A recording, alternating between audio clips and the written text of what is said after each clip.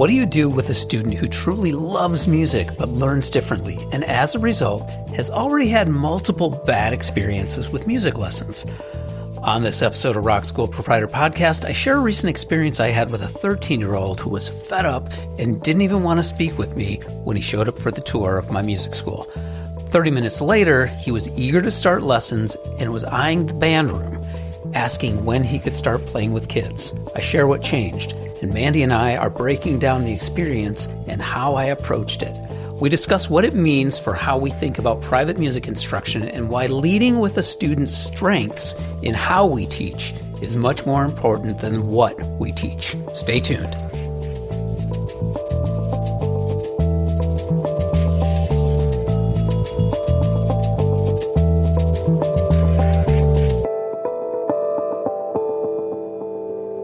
At my rock school, our biggest priority is getting students playing together in bands. Two of the key strategies we use in rehearsals are scaffolding and chunking. Both make complex tasks and big goals more manageable for students. Those same teaching strategies work great in private guitar lessons too, and they're built into my book, Complete Guitar Strumming. It's a straightforward approach to teaching rhythm, timing, and strumming so students can start playing songs faster. I've used this method for years, and the instructors at my school use it with their students every day. I also created a free instructor companion guide and training videos to help with quick, easy implementation to use with your students too. Both digital and hard copy versions are now available. Visit rockschoolproprietor.com/book to learn more. Welcome to Rock School Proprietor Podcast. My name's John Kazicki. And I'm Mandy York. I got a story for you, Mandy. I love a good story. This is, I don't really know what this episode's going to be about.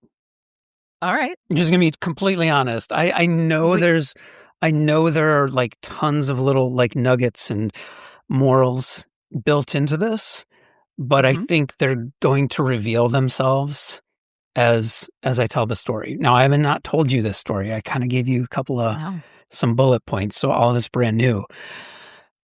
This is something that happened to me this week, and it was kind of really profound in the back end. So I'll just start from the beginning. All right. Got a call. I want to say it was early this week, like maybe Monday, and it was from a mom who had been recommended to my studio from two other parents who are kids from our program. Okay. She has a son who's 13 years old, and she tells me he absolutely loves music. And I'm all excited, of course, as these things go, right? Yeah. But she also says, and this is kind of a quote, has some learning disabilities. And I think she mentioned dyslexia, but she was kind of vague, which, it is what it is. I mean, I don't remember if you and I have had conversations about this, but I know I've had conversations with maybe some guests about like when parents are trying to disclose some things about their kids, Yeah. how do you be sensitive to it? How do you just kind of be a listener and taking that information? But in this situation, the reason it was important for her to share is because she also said that it's been really frustrating for him when it comes to reading music. And he's had some private lessons already. He did band in school, which both of those, she said, just kind of ended in a lot of frustration. And I think like me listening to this, thinking about, middle school band, it may not be, like, you can't necessarily fault the instructor, the band teacher, right? Because they've got like however many kids, 30, 40 kids. 80. 80? I have a middle school band director husband. Yeah. It's a So, lot of students. If you do have a kid who learns differently, how do you manage that? Or maybe you have 2, maybe you have 10, maybe you have more than that. in a class of 80 who the kids just learn differently. You don't really have a choice. It's like, this is how we have to teach the instrument. This is how we have to teach reading. But point is, that was not a good experience for this kid. Now, on top of that, the mom tells me that family's pretty musical. She was in band when she was in school. This boy has an older sibling who excelled in high school band and has recently graduated, so played trumpet and then self-taught himself guitar, piano. This kid's got a younger sibling who I think she said is also starting band and playing piano. So there's a lot in this phone conversation. Mm-hmm. And for me, I'm just taking it all in and thinking, okay. And she kept saying he loves music. And I kept taking in thinking like, okay, can I help this kid? Is there something we can do? Because I could tell from the mom's perspective, she's just trying to figure this out, Mm-hmm. Oh, yeah. Mm-hmm. For her kid. And so I just suggested, well, let's do a tour. Bring him in, real casual. We'll show you the space. And, maybe I can get him to play a little bit, right? Because she also told me he's been working with Rocksmith, the video game. Do you know that video game, Rocksmith? I don't know that. No. It's kind of like a souped up version of Guitar Hero. Okay, I was going to say that's the only thing I remember. Yeah, Guitar Hero.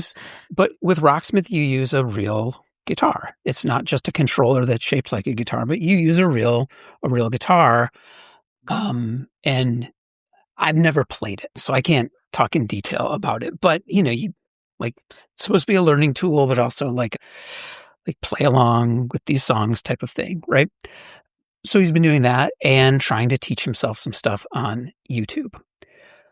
Again, all sort of suggests that here's a kid who, he really does love music, but unfortunately, sounds motivated. Yeah. But unfortunately, he's just already had some bad experiences. Okay. So when I tell you all that, how do you think the mom feels? How do you think this kid feels? Yeah, I mean, I'm sure she's frustrated, right? I'm sure she's frustrated with the experiences that she's had and that she has not yet found something that works for her kid because she knows he loves music. He loves music. He's learning on YouTube. It seems clear that he wants to play. Why didn't private lessons work? Why didn't school band work? Mm-hmm. I'm sure she's frustrated about that. Well, yeah, and I also think she did band when she was younger. Yeah. And it worked for her. Mm-hmm. Her oldest, it clearly worked for her oldest. It's working for her youngest. So like I don't know. That's got to be tough as a parent, just looking for she knows this kid likes music, loves music. She corrected me on that at one point. I said likes and she said loves. Aw. Yeah. That's cool. So she knows it's in there. How does she find the way to bring it out, even though she's tried like private lessons already and instructor? And then it got me thinking about like, how does this kid feel? Right? That's even tougher. Yeah. Yeah. I mean, if mom is frustrated, he's definitely frustrated. And I mean, I could just imagine him feeling like other, yeah. Like it works for a big sibling, brother or sister. It's, my peers in class. Why isn't it working for me? Or why am I not enjoying this as much, this experience? Why isn't it clicking, I guess? Yeah. Yeah. And I mean, maybe I'm reading too much into it, but it also makes me think about and I don't know beyond what she shared about using the quote again, learning disabilities. Like, is this affecting him in other ways? And, you know, in Mhm. school, right? Yeah. If it's dyslexia, man, that's got to be a challenge in and of itself, just in regular school. I really was like, after this phone call, because they agreed to do the tour. And after the phone call, I was like, man, I desperately hope there's Mhm. something I can do, you know? So they came in for the tour yesterday. And the first thing the mom tells me when they walk in the door is that he didn't want to come. This is how she led it. Yes. Like, The tour. right. He didn't want to come. They were having conversations in the car, and she was like, well, just kind of have an open mind about it. But he Mhm. didn't want to come, which makes me wonder, man, is he already just kind of shut down to Mhm. this? It's like bad experiences already, like, just let me do my thing. Let Mhm. me play the video game, let me look up YouTube videos. So I go into I'm very non-patronizing in these situations. Like when we have kids come in for tours, like I'll briefly talk with the parent and then all Mhm. my attention's on the student. Like, hey, what do you Yeah. like? What kind Mhm. of music do you like? What kind of guitar do you play? Do you have any favorite songs? It's like just a conversation with Mhm. this person, right? Yeah. To find some That's common wonderful. ground. And he just wasn't having it. He it was like he had walls built up, didn't wanna didn't wanna entertain my attempts at making any sort of connection on music. So I was like, "Oh, it's gonna be tough." So I'm giving the tour, just showing him around the different lesson rooms, the band room. Then we got to the drum lesson room, and I remembered also, I think in the phone call, mom told me something about an interest in percussion. So I just said, "Do you wanna try the drums?" Mhm. We went and got some drumsticks. He's like, "Yeah, I'll try the drums." So he sits down at the drums, and I was like, "Do you need me to tell you what to do?" And he was like, "Well, maybe." 'Cause I didn't even think, like, does he need a little instruction? So, give a real basic, like, okay, just alternate kick, snare, like, kick is on 1 and 3, snare's on 2 and 4, just, like, let's just try that. And so, give him the quick little overview. He gets behind the drum set, and then he just starts playing a drum groove, like Mhm. like, doing mostly the right things. A couple things here and there that, like, needed some attention, but, like, he was doing it. And so that was in my mind, I'm like, "Oh, he already knows rhythm. He already understands rhythm." So Mhm. wherever it came from, he already understands rhythm. Something that's amazing. And honestly, in hindsight, I think that might have been, like, what broke the ice a little bit is is Yeah. that him playing the drums. So I get him into another lesson room and sit down and put a guitar in his hands. And I just he had mentioned a few minutes earlier a song that he was interested. So I was like, all right, well, let me listen to the song. Let me see if there's any part of the song that I could maybe try and show him on the spot. And so that's exactly what we did. And he, like, I showed him what to do and he started doing it. Like, very little, like, explanation needed, right? And I realized he also has a really great ear. So he's hearing things correctly. I noticed he was correcting himself if he played a wrong note and Mhm. finding the correct note on the guitar.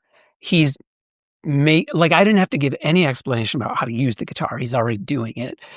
There's things here and there. Like, he was using one finger for a lot of stuff, but not important. Point being is, like, in that short period of time, what I learned is he already has a really strong sense of rhythm. He's got a great ear and he gets it, which is such a bummer to me that, like, this kid who already has such a strong foundation in these things, like, just didn't work for him in private lessons, you know? Yeah. It's like almost heartbreaking. Yeah. So I'm thinking like there's such a massive advantage here in this kid starting lessons. And after, like 20, 30 minutes of this tour and just sitting with him, he's excited about taking lessons, right? Like Mhm. 20 minutes earlier, he was like, I don't want to be here. Yeah. Now he's like ready to start lessons. Mm. And not only that, as we're looking at like schedule and things like that, he was checking out one of the bands that had just started rehearsal, and he's interested in doing that too. Mhm. Which I left the studio after that just thinking like, and obviously I haven't really done anything yet, right? Mhm. I pretty sure that we're going to be able to help this kid really thrive. I don't know, but I left there just thinking like, man, this is why the work that we do is important. Mhm. So with all that said, I mean, like help me get some context here, because this is where I think for our conversation for this podcast, it's important that we reflect and figure out like, well, what are the lessons that we take away from this There's so experience? much here. Is there? Yes. Okay. Yeah, there really is. I think this is such a cool story, and what a cool experience that you had. I mean, kind of overarchingly, the thing that I think of is that music is for everybody, Mhm. right? It's for everybody. That you just have to find the fit. There's not always a one size fits all, right? That's Yeah. that's what happened here. He tried this, he tried that, and it's really cool how he entered the building kind of skeptical, Yeah. and then you put a couple sticks in his hand, a guitar. He warmed up, and then he got excited. Like, from beginning to end of that visit, that's really neat. It seems like maybe he's found the fit. You gotta plug him in and get going, but Yeah. I mean, I think so. Um, yeah. it made me think about, so, and again, I don't want to get into like diagnosis Yeah. and what this might be like for this kid or any kid in school who does have a diagnosis, whether it's dyslexia, ADHD, autism, whatever. Treading lightly here. Mhm. Oftentimes the diagnosis then sort of like helps to dictate the path, if that makes sense. Maybe not Yeah, yeah. dictate, right? Maybe not, but suggests there's a diagnosis, so this is the This is treatment what you need. plan or this is the lesson plan. I felt like I had a little bit of freedom there because I didn't really know. Yeah. So me going into this was really more about having the advantage of looking for what his strengths are, Mhm. not looking at what are any sort of already established or supposed or diagnosed weaknesses or challenges. It was really just, okay, let's see what this kid is good at. Let's see what he can do. Let's see what fires him up. And let's just play to those strengths. That was my big kind of realization, I think. Mhm. And it does make me, again, sort of reflect on like, well, does that happen for this kid in other places in his life? Right. You I think, like, we need to be flexible and creative with some students, right? Like I said, it's not a one size fits all every Mhm. time. What I think about too in your story, it's neat that he got excited about Rock Band. Sometimes that smaller group is a better fit, right? Mhm. And he may be able to make, like, more meaningful connections.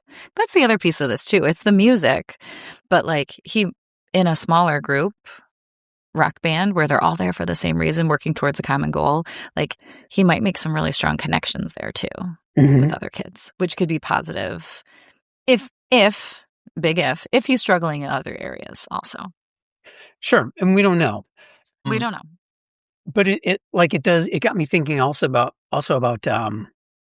private lessons. And, we talked a little bit about like the middle school band. It's like, okay, how do you teach a classroom of, as you said, 80 kids? How do you connect with all of them? How do you get all of them to understand the material? You kind of have to standardize it. You have to work on a curriculum. There's not much one teacher can do in that situation. But isn't that in part what private lessons should be for? Oh, yeah, I agree. It is disappointing that he wasn't able to thrive in a private lesson, right? Right. And again, Is that what you're getting at? I don't know the instructor. I don't know like what the path was. But like private lessons are supposed to be this premium service. And maybe it was just a bad fit, right? Maybe that's it. But I think we do have a massive advantage in private lessons and as private lesson instructors to really understand how the students learn, because we do have that one-on-one with them and make those adjustments. And I don't know, maybe I'm going to offend some people here, but if every one of your private lessons, and I mean, we both know I've got the chip on my shoulder still from when I was 9 years old taking piano lessons. But if every one of those private lessons is the same, is it customized? Or is it just the same as that middle school band class with 80 kids in the room, and it's just one-on-one? If it's not going to be tailored to how a kid learns, or how a student learns, and like what their strengths are, and like leveraging those so that then you can help them to grow as a student based on what they're already good at. Like, I don't know. Bums me out. Yeah, no, I hear you. Yep. If every single one of your students is just working through page by page of the method book. Right. Are you customizing? Yeah. And not to say, I'm not going to knock the method book totally. And not to say all of your students could be working out of a similar curriculum. Yeah. But time and a place. There's room. Yeah. It can create a good foundation, good jumping off point. This is one of the things that, okay, here's the takeaway, because we talk about this all the time. It can't just be that. Yeah. It can't. I don't know. Yeah. Sorry, I'm like really like I desperately want this kid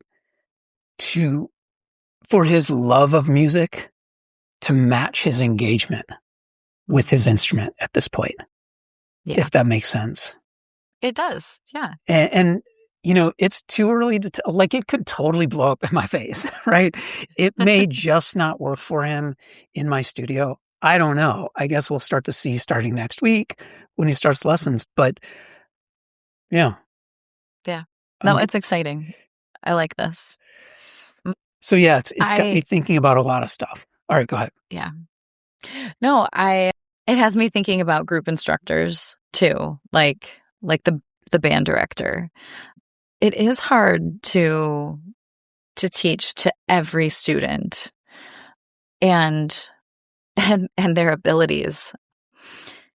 And I would say that some students that have different learning abilities, okay, they can thrive in the group environment. They can, because I mean, I've seen that, right? And I know my husband has seen that. So it's not even to say that like you can't even like define this, like the students with dyslexia or the students with this are not a good fit for the large group, because sometimes they are, and sometimes they thrive there. Yes. It really is kind of per child, Yeah. right? Mhm. And I feel for those instructors that have to teach to the large group. That is Yeah. really tricky. Right. And then yeah, go ahead. Well, I was going to say how frustrating that must be even for that teacher in a large group when they know they just can't Yeah. provide the attention that's necessary for Mhm. one student or two students or whoever, right? They just Mhm. can't, Yeah. you know? Yeah. The Mhm. demand for their time and their attention is just not there when it comes Yeah. to that single learner that happens to learn differently. Yep. It's just too large of a group. They really are limited. I think about in my studio though too, I'm not teaching large groups. I don't teach more than 13 elementary kids at a time. But even in that group, like because and everyone knows I teach early childhood, Mhm. bitty babies Yep. through age 5, and I do have these classes that are K through 2nd, and that's where I might get up to 13 kids at a time, and I put djembe drums in their hands. Mhm. So, I've found that when I have and I'm treading lightly here too, unique learners, Mhm. okay? It is always really helpful to work with the parents when there is an instructor and parent partnership Yeah. happening where you can say, I mean, your mom shared a little bit with you, kind of opened up what's happening. I have caregivers that share with me. This is what we're dealing with right now, and this is maybe the therapies or activities that we're doing to support our student. And I have a little bit of background, and parents can let me know, you know, give me tools like these are things that are working for us so that I know when I'm in the room with that student to help because even I mean 13 kids is not a huge group, but when you have special learners, that need extra attention, it's so helpful when you have the backing of a parent that you can communicate with and they can reinforce at home and they can give you the tools that you need to be helping the student in the classroom. Does that make Mhm. sense? I think Yeah. so. I'm glad you mentioned that because it did make me ponder in your classroom. It's a little different because you've said that the kids are free to sort of explore how they're Well, connecting with that's the music. babies, Okay. Okay, so and you're that's the talking. babies. Okay. I'm talking about kindergarten through 2nd grade, which is more Mm, structured for me. okay. Yeah. Yeah, Yes. that's I guess that's the question. Do you still lean more towards structure, or are you able to maybe play to strengths in a way Mhm. that's less structured? I don't know. Yeah. Yeah, I mean, in my classes, I do like to give we use the term conductor a lot. Who wants to Mm, conduct this section? Or, yeah. or we need a movement for this dance. How are we gonna move our bodies in this section of the music? So it's a lot of accepting and including ideas from the kids. Mhm. That's a place where I can connect with some of those special learners too, and they're able at least I find with some of the kids, that's what they're craving. They're eager participators, and they wanna be part of the process. Yeah. Yeah. So, it's a mix of structure, but also handing over the baton a little bit. I think structure is important, you know? I do. So Yeah. and as we're getting older, we need to know how to work in a group. I mean, that's what the band is all about too, right? Rock band, you're Yeah. Yeah, cooperating, for working in a sure. group. I'm not Um, anti-structure, and right. I'm anti But the we're pro same s creativity. yeah, I'm anti the same structure for everyone, Yes. and, there are so many ways to provide structure. I'm about flexibility. I'm about, Mhm. like, that connection and figuring out what's going to work for each individual learner. Like you said, pro creativity. Yeah, I don't know. I always have a hard time with this because when we get into these conversations, I feel like I'm like shaming private piano instructors. I feel like I'm shaming method books, and I'm not. I've got, again, I mentioned it, I've got a chip on my shoulder about how those tools are used sometimes. And, this story, this situation, this is one that gets me fired up because I feel like it just failed, Mm-hmm. And Yeah. at 13 years old, I mean, could this kid have fallen through the cracks and just said, forget it. Music's not for me. Yeah. And what a shame now knowing what a solid foundation he already has. So that's what got me fired up. No. And it's almost surprising that even at 13, he hasn't fallen off already. Do you know what I mean? Yeah. And kudos to the parents. Yes. Not all kids have that. Right. Mom sees the love for music and is persistent in trying to find a good fit. So that's really cool. Mm-hmm. Yeah. All right. So morals, take from the story what you will, but man, just talk to the kids, figure out what's going to fire them up. I'm going to, again, do a little plea. We need some ratings and reviews on Apple Podcast and Spotify. So, if this resonated with you and our stories are helpful, please help us out here. Please. Yeah. Thank you. Yeah. So I think that's going to do it. Weird episode here, more story-based, but keep fighting the good fight, right? Keep doing this stuff because it's it's working.